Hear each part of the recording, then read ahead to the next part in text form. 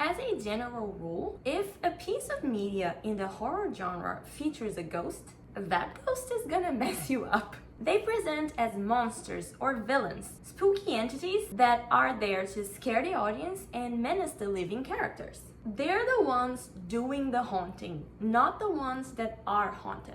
That's not the case in the miniseries The Haunting of Bly Manor, where the ghosts can be benevolent and even helpful. They are haunting the place in the sense of being there, but they are also the ones being haunted in an emotional sense. Bly Manor is the exception to the rule though, and that's why it's so fascinating to me. Because spirits, like I said, they have a bad reputation in horror, right? There are many examples of this. In Poltergeist, they terrorize a family because they're living in a house that disrupted their resting place. In The Ring, the ghost of a girl comes out of the TV to kill you after you watch a tape. You can have friendly ghosts, of course, but then that's not strictly in the horror genre. One of the most famous is probably Casper, literally dubbed the friendly ghost. And his movies are family films. In Ghost Whisperer, the TV show, the main character sees ghosts everywhere and she helps them cross over. They're usually troubled and sometimes dangerous, haunted by how they lived or how they died. But there are plenty that are helpful and sweet too, and in the end, they always turn out good. But Ghost Whisperer isn't really a horror show. It's a supernatural drama with some light, sensitive comedy. Of course, ghosts are used in horror to instill fear because people fear ghosts a lot. Many people fully believe in them and are frightened by them. And many people claim they don't believe at all, but then they get jumpy at little noises after watching a ghost movie. What makes you jump if you're so sure that ghosts aren't real, huh? Deep down, it's because you probably think there's at least a chance they might be real. Don't lie to us, we know. I mean, if you watch a horror movie about a killer Santa Claus, you probably won't be scared after because no part of you believes there's even a possibility of that being a real thing, right? But people just instinctively fear the idea of ghosts. So it's very easy to tap into that fear to create an effective antagonist or psychological effect in a horror movie or show. The Haunting of Bly Manor is, in theory, a horror show. It's not necessarily super scary, and that's intentional, I think. It certainly has plenty of elements of horror, many subverted in masterful ways, and it is part of the genre regardless of if you or I were personally scared by it. And it is also a drama, of course. But what's interesting is that the show itself recognizes that it's a different kind of horror. The main story that we get to watch unfold is also being told by a guest at a wedding. She's a narrator for something that happened in the past, and when she's telling this story, she's in a group sitting by the fire, sharing specifically ghost stories. We're being explicitly told we're about to hear a ghost story. Ghost stories are usually spooky and haunting, and Bly Manor is that too. So the show itself also is a ghost story. A haunting, spooky story featuring ghosts. But then, at the very end of her tale, at the end of the show, someone tells the narrator, "You said it was a ghost story." It isn't. It's a love story. And at its core, that's what this TV show is.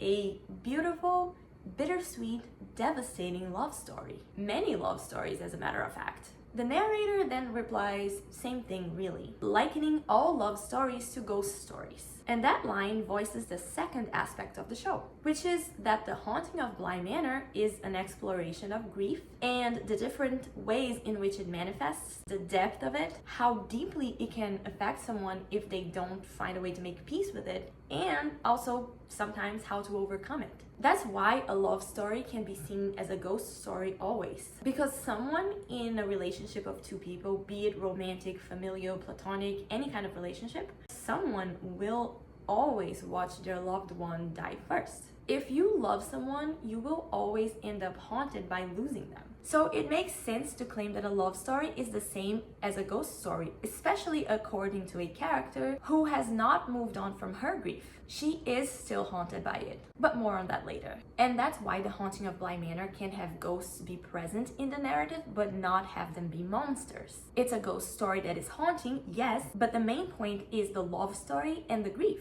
And that allows the ghosts to play a different role within the story. Many ghosts here love others, care deeply for others, protect others. They are not portrayed as just killers or villains. And like I said, the ghosts themselves are haunted by things too, by their pasts and by their feelings.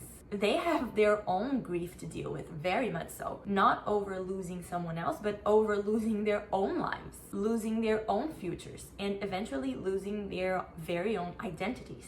I, as someone who doesn't totally get why people get so freaked out by the mere idea of a ghost being in their home, am fascinated and delighted by this portrayal. Because ultimately, ghosts are simply people that have already departed. You might run into issues with some the same way that you might with living people. But I just think, from a logical standpoint, I've never been able to understand what is so scary about the idea of ghosts just chilling in your space. Not even interacting with you, just being there. So, since it's spooky season and Halloween is right around the corner, I wanted to dress a little ghostly and take the time to talk a little bit about how the idea of haunted ghosts functions within the Bly Manor miniseries.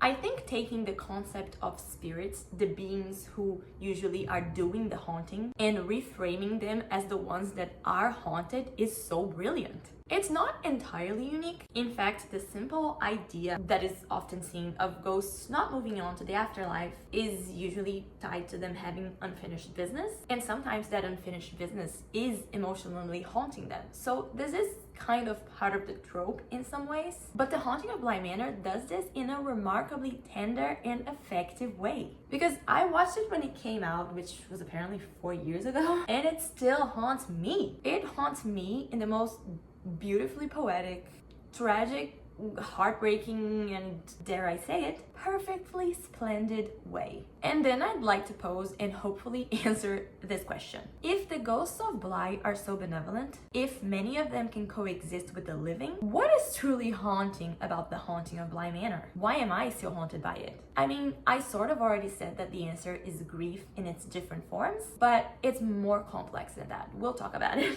1. Analyzing the ghosts of Bly Manor. Also, I procrastinated on making this video, so if it comes out after Halloween, time is a construct. Just go with it. But yes, before we take a look at all the spirits present in the show, here is a very quick summary of what Bly Manor is about, and forgive my reading this, just if you don't know or to refresh your memory. Dani moves into this manor to be the au pair of 2 children, Flora and Miles, who recently lost their parents, their previous au pair Rebecca, and whose Uncle Henry works a lot and never sees them. There are strange things happening to many people in this manor, like Miles behaving in a very aggressive and adult manner from time to time, or the groundskeeper Hannah losing track of time, not eating and getting confused a lot, or wet muddy footsteps appearing walking the same path every night. And Dani also already arrived with her own ghostly baggage. While she's caring for the kids, she falls in love with the gardener, Jamie. The love story of Owen, the chef, and Hannah plays out too. There is also this idea that people can be tucked away in memories, meaning being mentally put into them and reliving them. And there are spirits in Bly.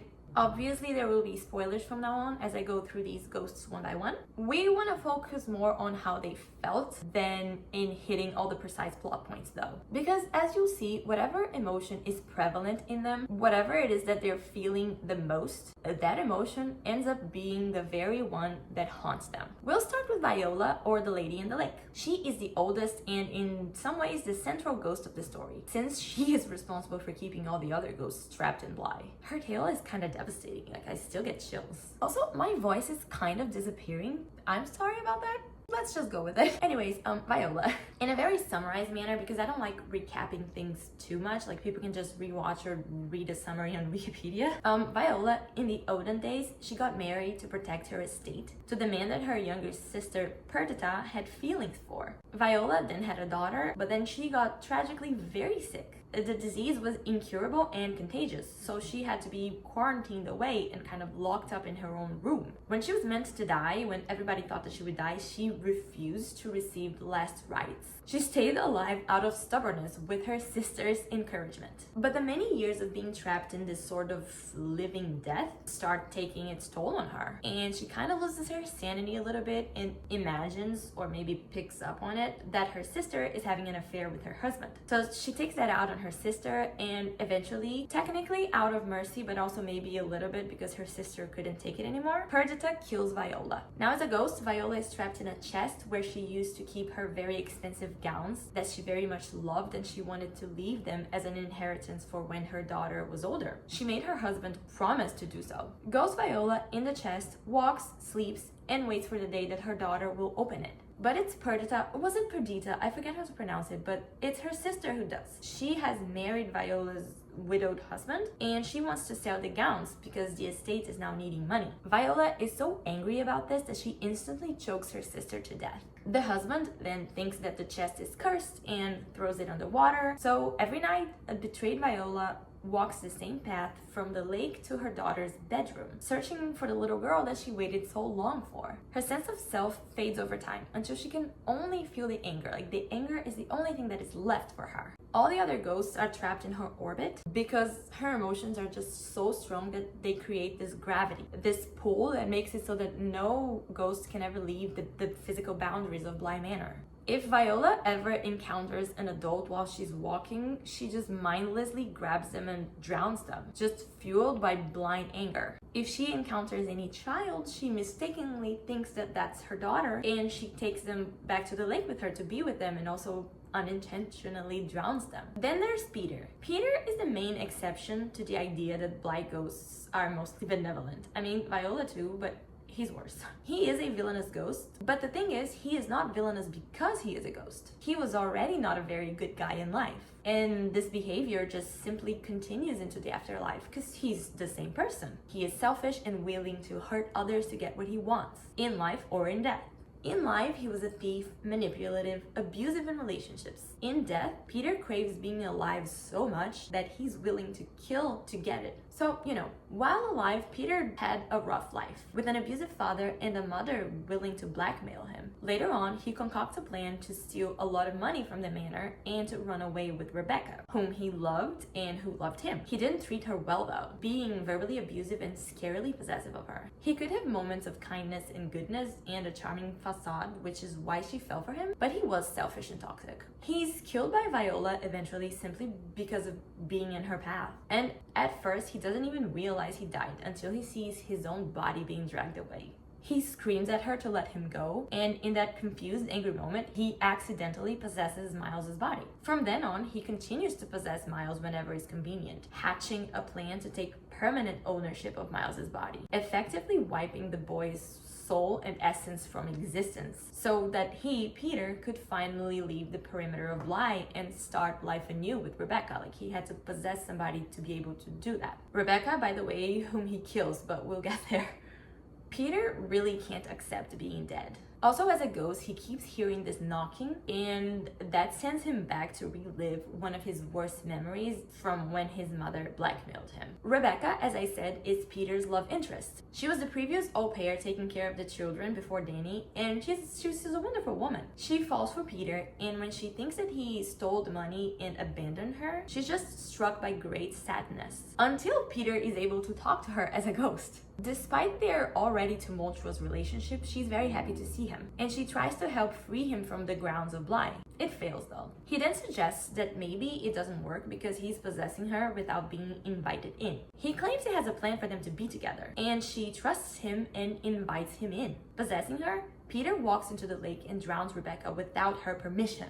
She's so upset when she realizes what he did. She screams at her own body. Later, when Peter is meant to take over Miles's body forever, Rebecca, is meant to possess Flora, which she has done before. Rebecca doesn't actually possess Flora for the plan though. The two work together to trick Peter and save Dani's life. She also tries very hard to soothe Flora as Flora is being dragged into the lake by Viola later on. And Rebecca even offers to possess Flora during the drowning so that Rebecca, will feel the drowning instead of letting Flora, a little girl, feel it. And oh my god, that is so kind of her. Where Peter is selfish, Rebecca is incredibly selfless. Hannah is the kind, lovely, warm groundskeeper, unaware that she's been dead the whole time, from the moment the show started. She's always very distracted and discombobulated. She likes to light candles for lost souls, and she keeps falling in and out of memories, sometimes not even her own memories. That's why she's so confused, and she's seeing this crack everywhere, and that really confuses her. Hannah is falling in love with Owen, and they talk about going to Paris together so she can live for herself for the first time instead of always taking care of others. When she was alive, she wasn't sure about it. Now, she's full of hope for a future that she doesn't yet realize she can never have. Because she's not realizing that she is dead, and it is so sad. Peter, possessing Miles, killed her by pushing her into the well because she knew too much about him. Just when she died, like right then, that's when Dani first arrived in Bly and kind of interrupted her. So not giving Hannah the chance to actually process her death. Like Dani distracted her and she just didn't realize she was dead. She is so deep in denial about being dead that it allows her to interact with everyone normally. She can touch objects that other ghosts can't, and she can even change clothes, all because of her denial. And this crack that she sees everywhere, of course, is the crack that is actually at the bottom of the well, in one of the stones at the bottom of the well, which is what her corpse is actually staring at. I haven't recovered from that. And her tale is very tragic because she didn't get to tell Owen that she loved him while she was still alive. She only told him after death. And when she finally decided to say yes to going to Paris, it was way too late because she was already dead and just unaware of it. And then finally, when Peter shows her her body in the well, that's when she finally understands what really happened to her. And then we have Dani's ex, Edmund, which is the ghost with the big glowing eyes. He is more a representation of her guilt than necessarily a real ghost. But then even if he is real, he is harmless. He just shows up in mirror looking vaguely spooky. In life, he was Dani's friend for a long time and they were engaged. On the outside, they seemed like a perfect couple that made sense on paper. But Dani is actually a lesbian who was just trying to do what was expected of her by society at the time. When she finally finds the courage to break things off before the wedding, he gets out of the car upset with her. Then the lights of an incoming bus reflect on his eyes and he's run over. He dies from this, which is of course very traumatizing for Dani, creating guilt in her, both in regards to his death, to being responsible for his death, and also guilt about her own sexuality. If we want to assume that he is in fact a real ghost in some way, then he is haunted by how he died and how he lost his love on the same day. But when Dani is finally able to talk about the past and work through her own trauma and grief and accept her sexuality, he stops appearing to her. She burns Edmund's glasses that she kept to let him go, right? It's kind of a symbolic letting go of him. And then while it's burning, she has a drink with him to say bye. And for the first time, she's finally comfortable with that ghost just sitting with him. If he was haunted by what happened between them, he was freed when she found peace and let him go too. Then there's Henry's evil doppelganger. I mean, evil is a strong word. He doesn't really do anything either. And he is also arguably just a representation of guilt rather than a real, literal ghost. He gives this creepy grin. And honestly, he is not really haunted by anything, so maybe I shouldn't even have included him in this list. But Henry, the living person, is very much haunted by guilt, and he regrets the thing that he did, which is he had an affair with his sister-in-law, and he is actually Flora's biological father. His brother found out about the affair and decided with his wife that they would take a trip to try to rekindle the marriage, and it was during that trip that they died. So Henry is not only feeling guilt over cheating with his brother's wife, he also blames himself for their death, for being the catalyst for it. And this guilt that he carries seems to manifest in the form of this taunting evil doppelganger, who I guess maybe deep down is as haunted as Henry, since he technically is Henry-ish. Maybe that's a stretch. Kind of like Edmund, there are also many ghosts in the show that show up in the frames, like in the background of things, but they aren't really characters per se. They're kind of like extras. They're in the manor, living there, and they are part of the home, but they're utterly harmless. They're literally just existing. They don't really mess with objects, they leave people well alone, they don't interact with anything. They are just like the ghosts that are probably in the room with you right now. So for these ghosts on the show, just like they don't scare or menace the characters, they don't scare the audience either. They're not meant to. They can make you feel uneasy maybe, but they don't jump out at you. They have no bad intentions for us to be wary of. And again, that's an unusual choice in horror. I love it because it's unique, it's refreshing, and it's more realistic to what ghosts would actually be like if they were real, or if they are real and they are around. And this choice to keep them in the background, observing in the shadows, does function to create some tension and creep some people out. And it can make you wary of their intentions in the beginning before you notice that they're harmless. So it's a unique, but it is still an effective choice. I also personally really like that the kids, Flora and Miles, were not scared of the ghosts. It's a refreshing take and it makes sense to me. It's like they're just like, yeah, there's these spirits and they just live here. They don't harm us, so we don't mind them. We're even shown Flora befriending her first ghost, the little boy, and we're shown what she did to not be frightened of him, which was to make a mask for him so that he would have facial features and create a backstory for him. And I think that's very, very cute that they're so at ease with these ghosts. Our final ghost, sadly, is Dani herself. A gentle, caring woman who became a gentle, caring ghost. Of course, what happens with her is, when Viola is taking Flora to the lake, mistaking Flora as her daughter, Dani does everything she can to save the little girl. She feels this intuitive need to say the special words that invite possession. These words reach Viola and finally lift her gravity that kept all the other ghosts trapped in Bly. Dani's self-sacrifice saved everyone, the living and the dead, who were finally freed and were able to move on. But these words also ensure that Viola goes into Dani. This ghost is not taking over her at the moment, but it's there. Dani can feel her being in there. It's a beast that will one day consume her. Jamie asks Dani in the very famous line if she wants company while she waits for her beast in the jungle to come for her. And they leave Bly together in love. They get 13 years, I think, of a happy life together, which is really beautiful. And they even get symbolically engaged, despite knowing that they might not have much time together. Eventually, the ghost of Viola starts appearing more in reflections, and Dani feels like she is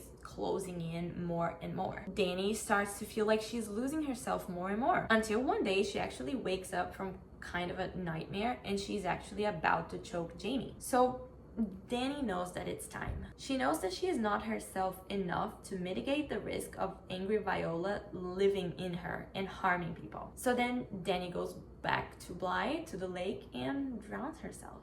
A devastated Jamie tries to stop her in one of the most heartbreaking scenes, but it's too late. And this is at the very end, when Dani becomes a ghost herself. With that act of selflessness, Viola's ghost is gone for good. It is said that as time goes by, Dani will eventually forget herself and lose her identity too, and she will walk the grounds of Bly being as harmless as a dove. But for now, when we see Jamie, who is the narrator in the future telling us the story, Dani is with her. Dani doesn't make herself known, like her ghost known, maybe because she doesn't want Jamie to be more trapped in this grief forever, but she's there. Dani is there. In the very last scene, after the wedding, after everything, while Jamie is asleep with the door she leaves open hoping for Dani's return, we see Dani's hand on her shoulder, and God, what a scene.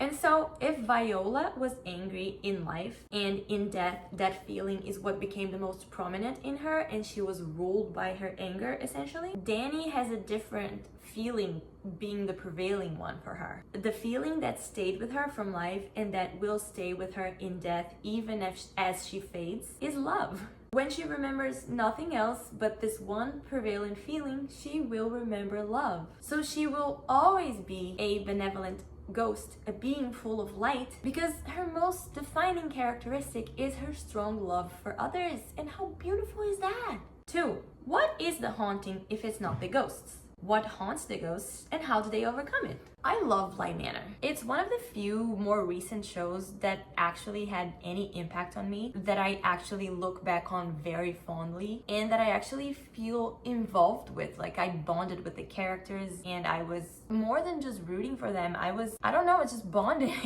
and taking with me all these big feelings after the show ended. It wasn't just like it ended, out of my head. No, it stayed with me. It's still with me. That's why I'm talking about it. That last scene of Jamie leaving the door cracked open for Dani and leaving the water to seek her reflection, it still makes me want to cry every time that I think about it. But so, yeah, the idea of haunting is pretty central to the show. I mean, it's literally in the title. And what does it mean to be haunted? Well, it can mean that a place is simply frequented by a ghost, or that a person is being oppressed by a ghost, or that a person is showing signs of mental anguish, like they're troubled by something. Bly Manor actually hits all three definitions. That's what makes the show clever. It's not just the one more cliche type of haunting, it's all of them in one. The manor obviously is haunted in the physical sense of ghosts being present in it. We've made that very clear right now. And there are a couple of people, most notably Miles, who is being oppressed by a ghost. But like we just explored, a lot of the times these physical "I'm here"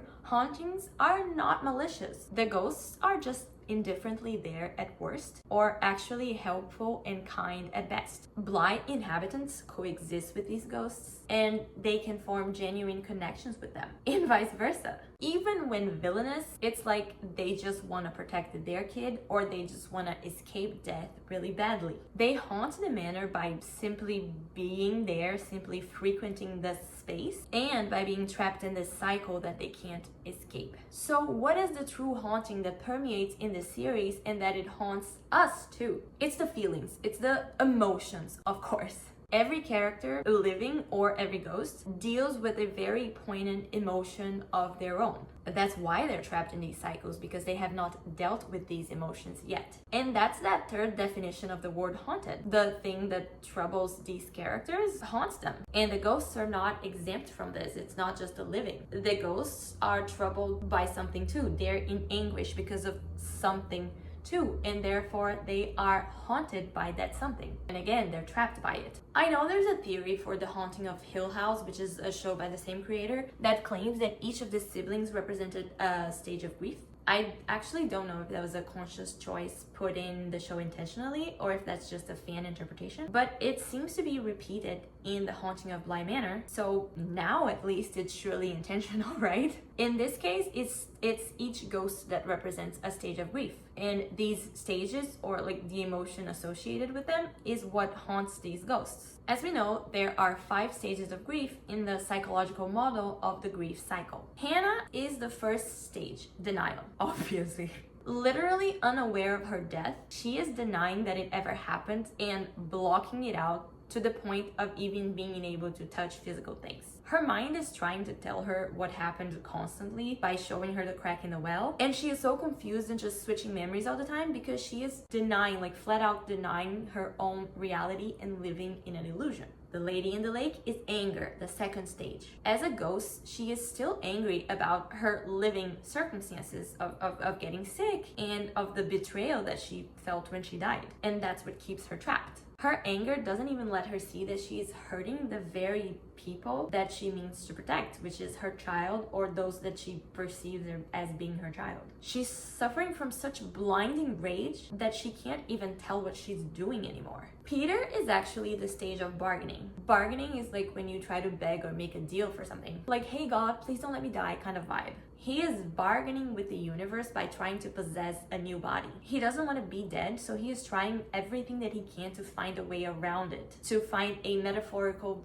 deal that will allow him to live again. Rebecca is depression. The circumstances of her life and death left her depressed. First, she was so heartbroken thinking that Peter had abandoned her, to the point where everyone talked about how sad she was. Then she thought that she could be with him again after his ghost talked to her. She trusted him completely, only to be betrayed because he drowned her to keep her with him without her permission. And that betrayal hurt so much, so she represents the stage of depression. Dani, of course, is the final stage, acceptance. She's like the healthy ghost. She had already accepted herself and her sexuality in life, and she was living with a great amount of love. And she accepts her death too. Dani understands her fate She chooses that fate in order to save others, and she is at peace with that choice. With acceptance comes peace. That's why that is the final stage of the grief cycle. So these feelings of grief, represented by the different ghosts, are the things, the aspects that haunt the manor. Grief is something that haunts everyone who has ever been affected by it, at least for a period of time. And on this show, it seems to linger forever. The so-called gravity of the house, unintentionally caused by Viola, makes it linger forever. We don't need spooky ghosts or frightening specters to scare us, not when the real terror is losing your loved ones untimely or losing yourself untimely. When I say lose yourself, that can mean losing their lives, like literally dying, or it can mean losing your sense of self, your identity, vanishing as their memories start to erode and their faces also erode. That loss of identity is very much a source of grief too, leaving these ghosts adrift of all they knew to be true. So, the ghosts are haunted by grief, each of them stuck in one stage of grief and haunted by the prominent feeling associated with that stage. They are also haunted by specific things that happened to them while they were alive, things that only add to their grief now and influence how they respond to it. Hannah is haunted by her denial. It is messing with her mind to the point of disrupting her, and yet she can't stop blocking what happened to her. Her constantly seeing the cracks from the well is a visual representation for us to see exactly what haunts her. And when she finally acknowledges that she is dead, now she has to deal with everything that she missed out on in life, all the things that she was too late to say yes to. And that's very haunting too. That's a very haunting concept of too little too late. Viola is haunted in life by the loss of her health, her freedom, and her child, and she is haunted in death by what she feels was very much a betrayal. And most of all of these situations created rage within her, so she is haunted by her rage to the point of being blinded by it. Peter is haunted by his need to keep bargaining at all costs. Bargaining is quite literally his first reaction to death. He screams at Viola to let him go, which is comparable to asking God, like, don't let me die. And then Peter spends his entire time on the show just trying to be alive again, instead of accepting his death. His bargaining is so extreme that it leads him to be okay with possessing children and wiping them from existence. He is also haunted in death by this probably in life too, by his memory of his blackmailing mother. The showrunner of Bly has, I believe, commented that because Peter was awful in life, he always returns to the same bad memory, unlike the other ghosts who can experience good memories. So he's haunted by his own toxicity, and having this constant bad experience in death makes him bargain even harder because he wants to get out of it, and that just makes him be more haunted by his own bargaining. Rebecca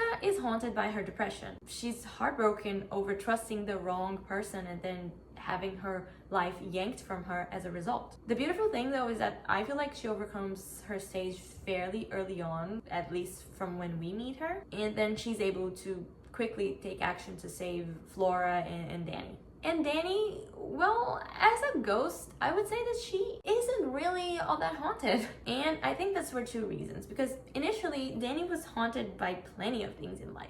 Her guilt, not accepting her sexuality, like all of that. But she was able to deal with all of those issues in a healthy way long before she died. So she didn't bring these issues with her into the afterlife.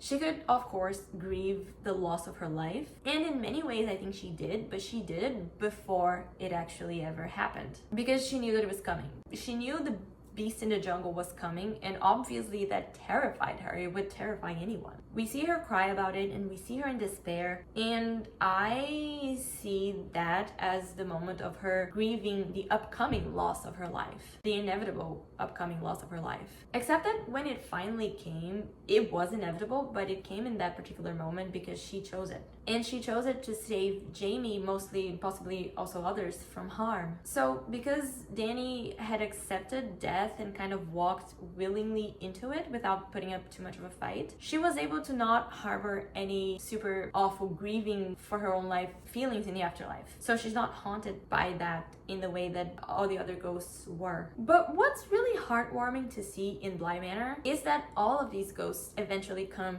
to terms with the thing that haunted them. Except except maybe Viola, but I think that's ambiguous. But yeah, none of them are trapped in these nasty or sorrowful feelings forever, and they don't grieve their lost life forever. There is peace for all eventually, and that's really all I want when I watch anything fictional. Hannah gets past her denial when she finally accepts that she's dead and acknowledges it out loud. Rebecca finds strength to help others and overcome depression. Peter didn't get to live again like he wanted, but at least his soul was freed, so he got to move on and be able to stop bargaining. And he even apologized for Miles for what he tried to do, so he probably understood that he was very much in the wrong. Dani was already the stage of acceptance, so of course she's not haunted in the end. And Viola, I like to think that she found peace when she was forced to move on and let go when Dani died. She probably had to let go of her anger, or at least I like to think that she did. And of course, all the other ghosts were able to finally go into the light also after Dani's sacrifice. And there's also the matter of all ghosts eventually fading over time, like we already alluded to. Trapped in Bly for too long, they forget who they are, and they then lose all identifiable facial features, which is a great visual for the show to depict the horror and the uncanniness of losing oneself. So in addition to everything else haunting these ghosts, they walk around with this dreadful knowledge that it's only a matter of time until they lose all of their memories and they forget who they are. If that's not chillingly haunting for them, I don't know what is. I do think though that when they were finally freed from Bly after Dani's sacrifice, that they will no longer lose, or they will regain if they had already lost their identity. So I think once they're free, they will overcome that aspect of the haunting too. 3. The living are as haunted as the dead. How do they overcome it? It's not just the spirits that are going through a lot though. The living characters in the Haunting of Bly Manor are also very haunted, and not so much by the ghosts. For the most part, they don't even realize that the ghosts exist until near the end. They are, however, very haunted by the same feelings of grief that plague the spirits themselves. Except that the living characters obviously don't grieve for themselves. They didn't lose their lives. They grieve the loss of a loved one. But, and this is really important, this show is not just about grief and the trauma that comes from it. There is the recovery of it for many of the characters, dead and alive.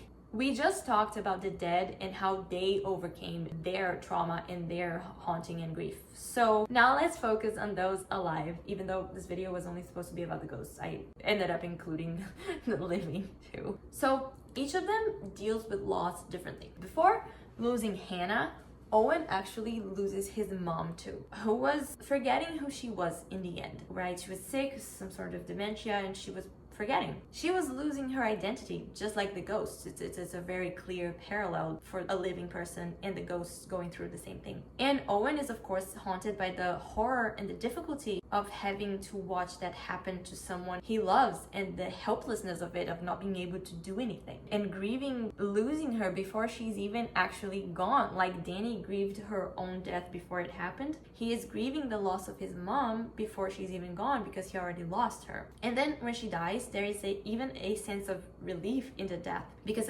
at least his mom isn't suffering anymore. And then when he is trying to deal with that, he finds out that Hannah has been dead all along too. And from then on, Owen seems to forever ponder the what ifs of what life with Hannah would have been like. It's the questions that haunt him more than anything else. And he can never really let go of that. He first carries on her tradition of lighting candles, then later he dedicates his restaurant to her. And quite literally, in the opening of the show, like the very first scene, the very first line is Owen in the future giving a speech at that same wedding, or a wedding rehearsal. And he's talking about this supposedly negative statistic that 50% of marriages actually don't end up in divorce. So, he's telling this to the bride and groom and saying, oh, so you two will have to watch each other die. And he framed it like as a joke. But then he adds that to truly love another person is to accept that the work of loving them is worth the pain of losing them. That's not what someone who moved on sounds like, but he seems to be happy anyway.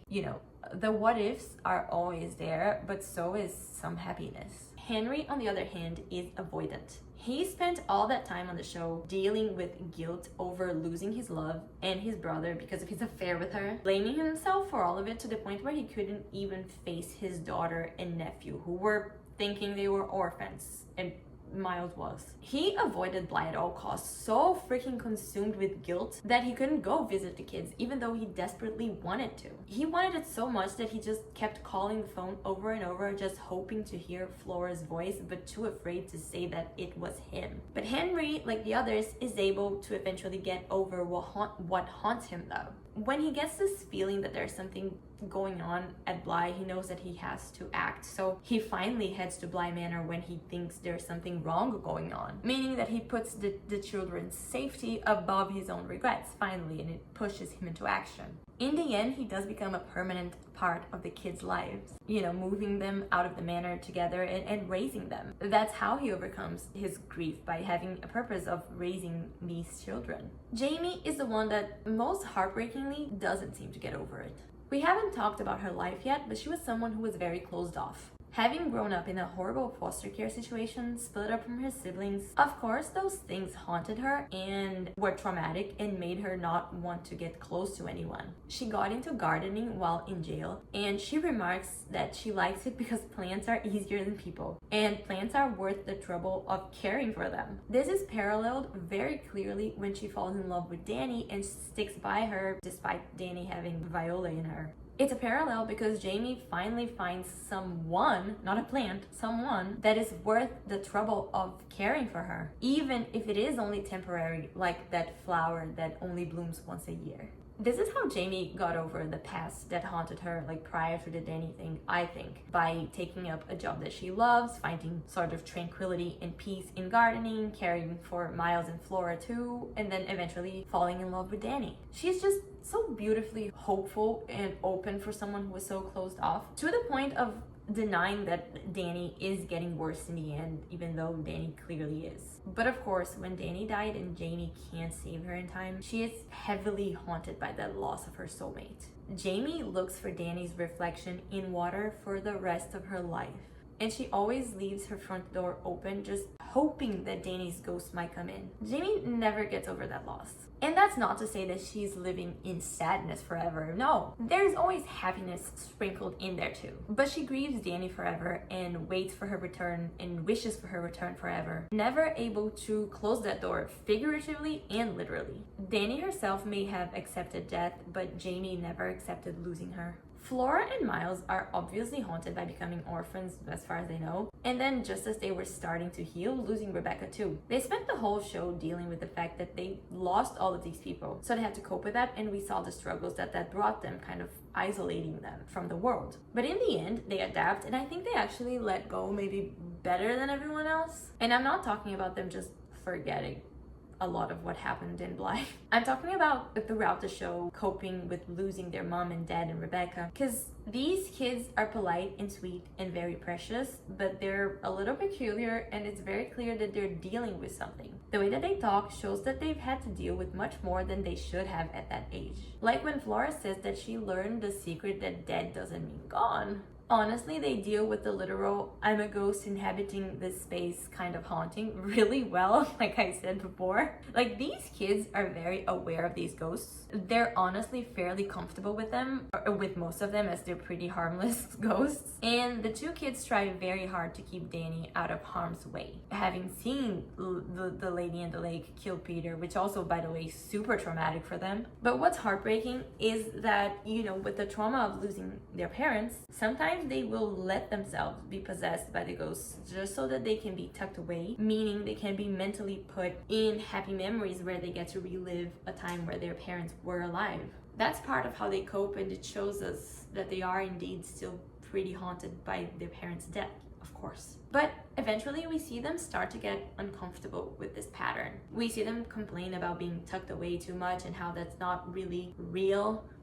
It's not really their parents anymore. And then as they move from Bly at the end, you assume that they finally get to heal, because what we hear from the other characters about their future is all pretty positive. It's not all totally gone though. Adult Flora, the one getting married, cries to Jamie about her fear and anxiety over possibly losing the love of her life that she's marrying. So that fear of grief stayed with her. Jamie reassures her that if this happens, it will hurt a lot, but that she'll still have have her memories, and it'll be like her husband is still there. She will still have a piece of him. And what she says here reinforces how Jamie herself feels about Dani, of course. Loving her was worth the pain and grief of losing her, which is what Owen said in his speech at the very beginning. The start of the show then loops in and ties with the end very well. But yeah, Miles and Flora dealt with grief pretty well. Maybe because they were so young and innocent when it all started, and they had so many people who loved them fiercely and who were helping them. They were able to grow up happy, not as haunted by grief as everyone else,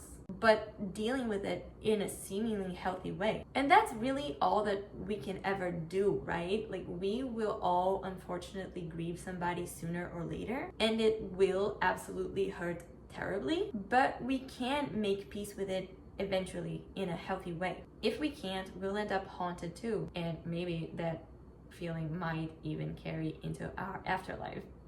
Every ghost in this show is haunted by a feeling related to grieving their lost lives and their pasts. And every living person, sooner or later, is haunted by an aspect of grief.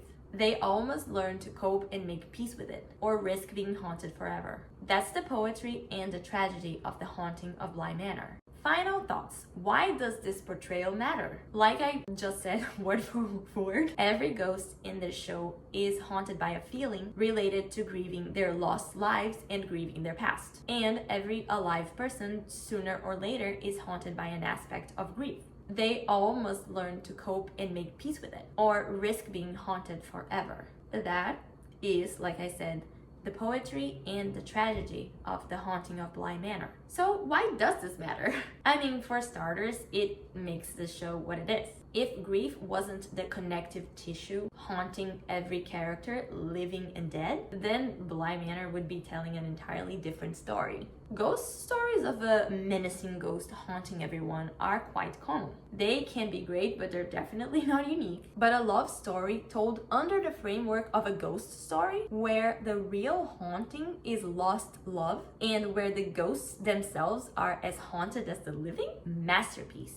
The living characters are grieving the loss of their loved ones, and the ghosts are grieving the loss of their own lives and their identity, as we have established throughout this video. And it also matters because the way that these ghosts in Bly are written changes how we, the audience, perceive them. Some of them might be a little creepy for a while, sure, but they're not the monsters of typical horror. And some, or rather one, doesn't even realize that she's a ghost until much later, when she has already endeared herself to us, and we have already seen that she's a lovely woman, thus changing the typical relationship that the audience usually has with the ghost in a horror story. It doesn't matter to us that she's a ghost, she is lovely. The same thing happens with the one who only becomes a ghost in the end. We're already attached to her by then, and we know that because of who she is as a person, she will still be kind and loving in death.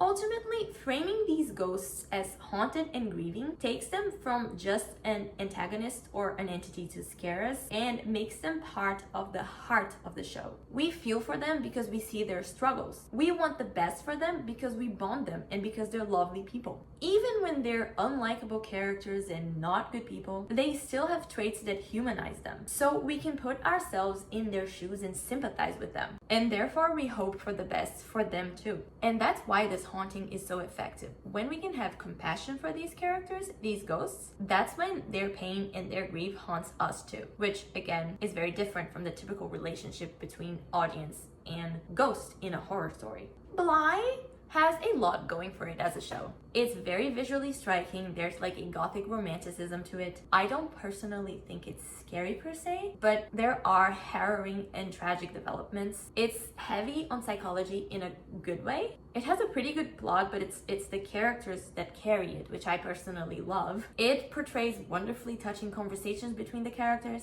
All of the relationships are built really well and they're very strong. These characters support and believe in each other always. They never doubt each other. There's always this lingering bittersweetness to everything in this show, to sort of every scene, every moment. And there's this sensitive kind of humanity to it all. This sort of tender, melancholy vibe that is beautiful. The ending is bittersweet or tragic, depending on who you ask. But one thing's for sure, the Haunting of Bly Manor excels for many reasons, but one of them, they excel because they're subverting the typical haunting and making it into something poetic, sensitive, beautiful, heart-wrenching, very human, a universal experience. There's so much humanity in how they portray it. And ultimately, that's why all these feelings stick with you long after you watched the show. I do think that if you watched Bly, you probably already knew that the ghosts are as haunted as the living. I didn't say anything groundbreaking here today, but I thought it would be fun to look at each individual case and really chat about how they're haunted and how they get past it. Was it actually fun?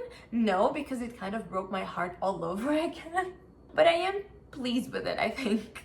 So, this video was a lot less in-depth than what I usually do. I didn't go into too much character analysis for the sake of brevity, and I guess because the theme and thesis didn't necessarily call for it as much. But like I said, this show, I really love this show. It really stuck with me, and I thought it would be fun to chat a little bit about it for Halloween. I hope you liked my ghostly sleeves. Thanks so much for watching. Subscribe if you would like to see more video essays and or deep dives about TV shows and pop culture, and